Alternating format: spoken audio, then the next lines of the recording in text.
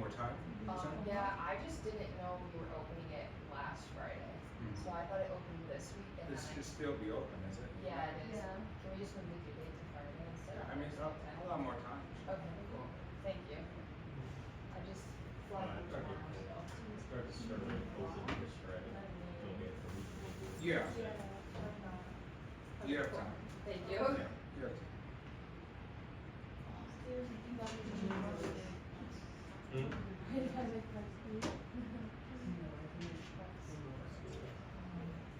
Okay. Just break on each. I'm gonna do a little paragraph.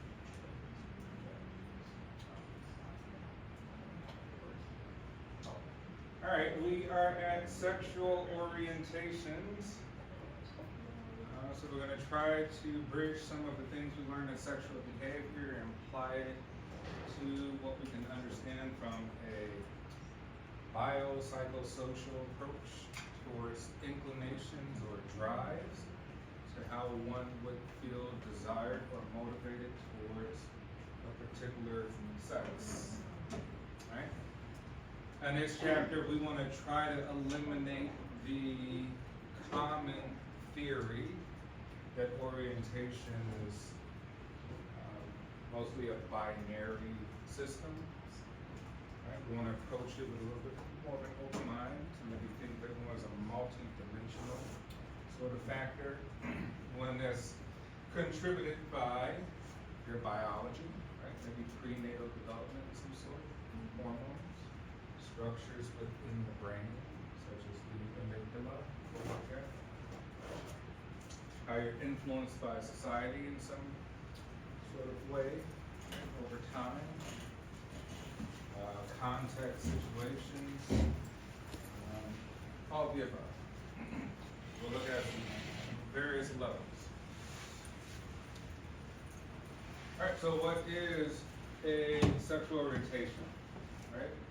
Well, we said previously, most people thought of it to be more of a binary system, but Alfred Kinsey came along to develop something called a continuum of sexual orientations, which basically means that it can be more fluid than we believe. Things can change over time. Desires and motivations for particular sexes can be situational, due to changes in society, and changes within your own sort of biology, change in your own psychology. Right? We say specific sexual orientations include whom a person engages in sexual behavior with, men, women, non-binary people, no one, right, asexual individuals, and or some combination. Okay? So it could be categorized in any of these, or it could be a combination of some or both. Maybe it could be very experiential and experimental at times as well too.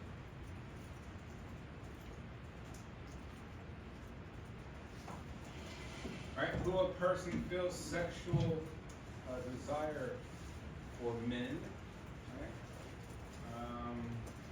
Or women, whom a person falls in love with, feels sexual orientation, or a specific sexual orientation label a person self-identifies with.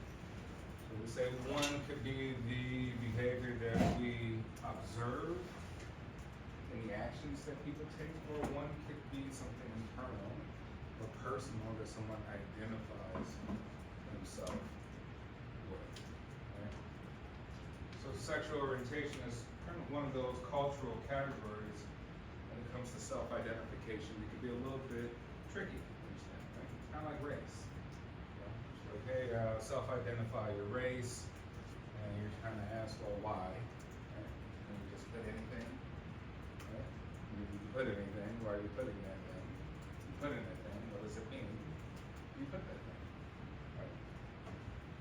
It's a little bit complex to understand, but let's try to get through it.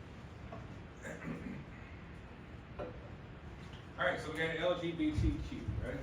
Lesbian, gay, bisexual, transgender, or queer, and or questioning. Right? So inclusive, sort of your non-traditional traditional, right? Your non-heterosexual sort of dimensions of sexual orientation. Queer used to be a derogatory term. It is no longer viewed as a derogatory term. It's more so viewed as